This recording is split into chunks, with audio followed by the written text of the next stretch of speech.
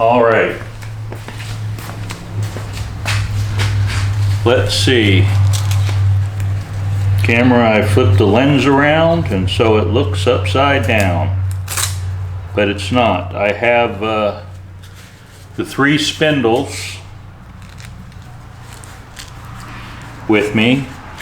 If you take a look, this one has the largest gap. Hear that? And of course that allows more movement. So this is the one with the worst case. Here, go down lower, okay, lower. This one here is tighter, but you can see that it's kind of offset. This is also telling you that the spindle has to come out that direction, the shaft on the spindle. And then the best one of the set is this one here. It has just a little bit of noise, so I'm going to remove all the spindles and take a look at the bearings. Okay, and I'm sorry that I'm not getting this camera quite right, but I'm going to start on this one. Stand by.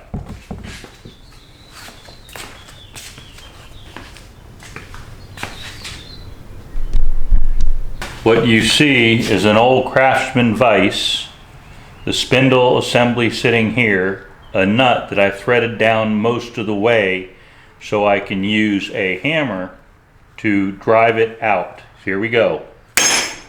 That's all it took. You'll see that the spindle is sitting here.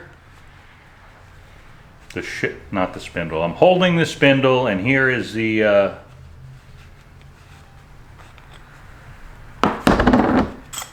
internal shaft. There's a cap on this end, a bearing on this end. The unit comes out, and you can see, let me get back behind you,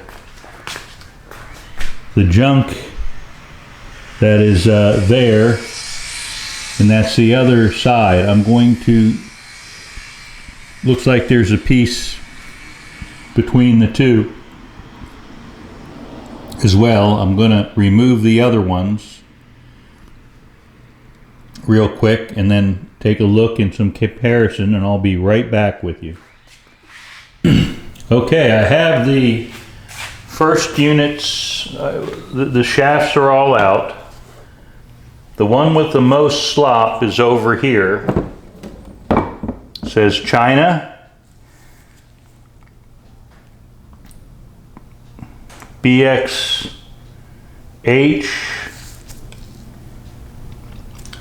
I can see a spline,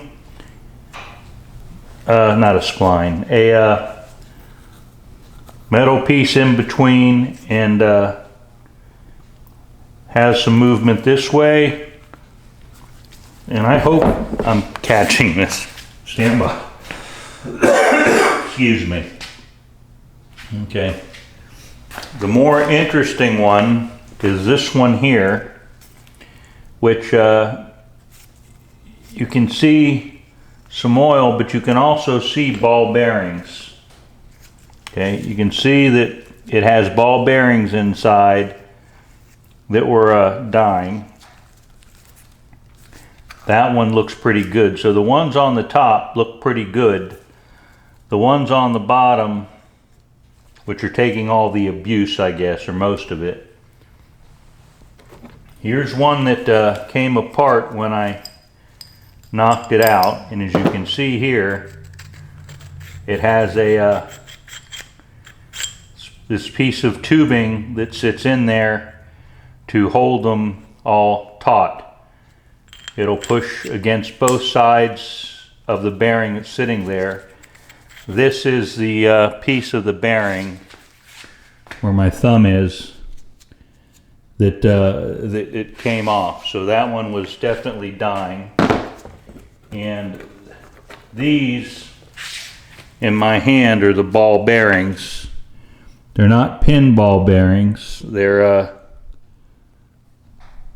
They're literally balls. Okay, so they're ball bearings. I'm going to try and disassemble this further. There was something else I wanted to show you. On this one here, you can see the race where it sits in and presses down to. That's where the bearing sits in, and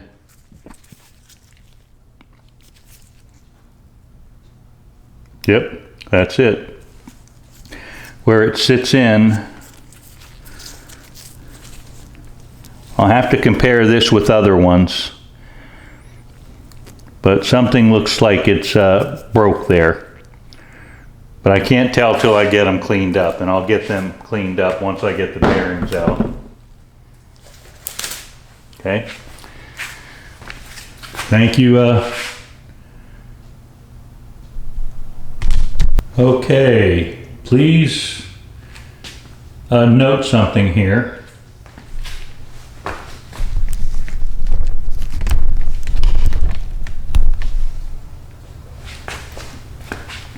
I did have grease in 2 of the spindles, this one and this one, and you can see some of the grease that was there. On the one with the grease, that was exterior, that was interior, and you can see that there's a protective cover so the grease couldn't go anywhere. This one here started to break apart, but it likewise probably had plastic, so it wasn't getting lubricated. They're simply not designed for it. This is another one that failed. The ones that look in the roughest shape, like this one and this one that's blew apart, they were on the bottom. All the ones that were on top, this one, and one of these two, were in pretty good shape. And this one here was probably, I don't know, newer, I don't know. I'm certain I've repaired it, but I wanted to get all 3 done once and for all, which we did.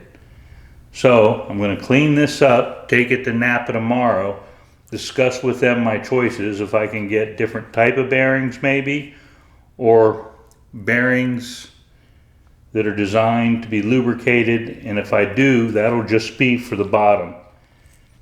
You can see the grease. That was trailer grease, the marine grease. And you can see the raceways. So I'm going to clean these up,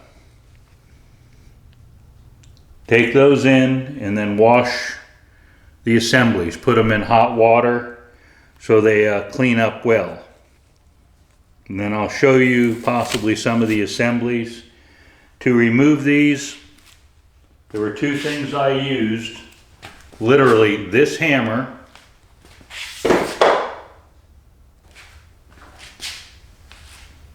and a screwdriver, which I've seen to have misplaced. But it was a Craftsman screwdriver. That worries me, it's a good screwdriver. But anyway, it was a rather large size screwdriver, and what you can do is hit on the inside of this to move it off center, and then put the screwdriver down and drive it down like this, and they come out both directions. Doesn't take a whole lot of pressure, just some nice simple strokes, in using a vise. Stand by. This was the screwdriver I used. You hit that way, get this off center, then drive straight down. That's all there is to it. Thanks. Okay, I went to Napa. I'm going to clean these up.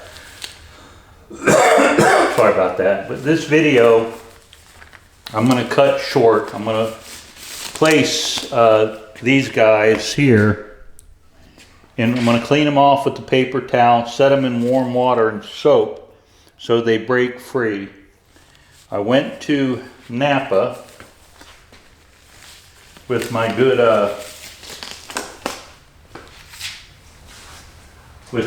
bearing, or one of them, right here. And they had 3 only. They were $6 and change, call it 7. And these are the same bearings. And they're a P62032 RSJ.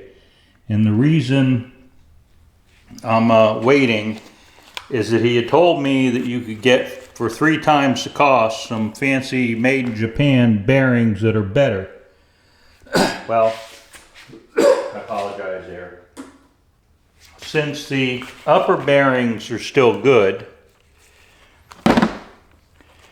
I decided to get, I think I got 6 of the Japanese bearings coming, and they were basically the same price. He said they were 3 times as much, but I found a distributor who could get it cheaper. It's called like VXB bearings. Just type it up and look for one, and it will pop up. Okay, these bearings are much looser. So what I'm going to do is they look to be identical. I'm going to put these new ones on the upper portion of the unit up here, and the new Japanese ones on the bottom, and then I'll have replacements for the next time I do the rebuild the bearings. I'm also, and I'll make a video of how I prepped it, I'm going to remove the plastic piece here on the bottom bearing so it will get grease. Because as you see here, the grease was fine. The problem was is it couldn't get through the sealed bearing.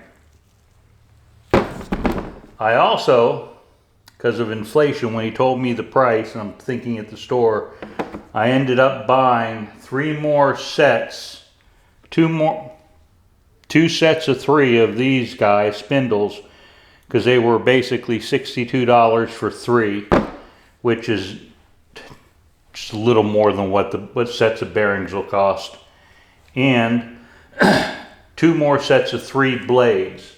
So I'll be able to go on a couple of years, and with inflation going on, and if you know anything about economics, the prices are going to be higher and higher. That's just the way it's going to be, because they're printing money and the dollar is worth less and less. Not that the parts are worth necessarily more and more.